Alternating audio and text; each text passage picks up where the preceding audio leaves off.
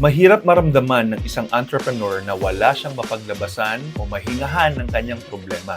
Paano nga bang hindi maramdaman na ikaw ay nag-iisa na lamang?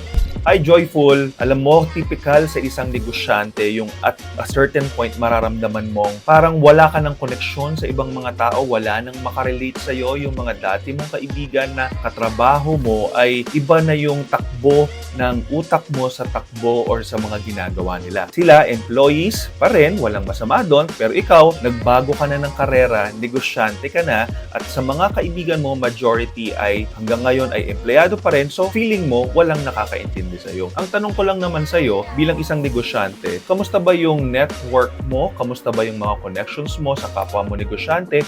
O kaya naman dun sa mga sumusuporta sa mga negosyante? In most cases, ang akala natin walang makaiintindi sa atin. Minsan, nag-try ka na mag-share ng nararamdaman mo sa mga employees mo, hindi rin nila naintindihan.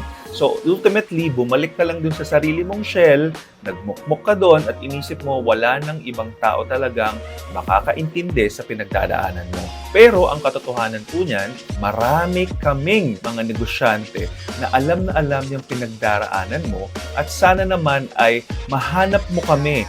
Gumawa ka ng sarili mong grupo dahil tayo mismo ay magtutulungan, kaya look for us.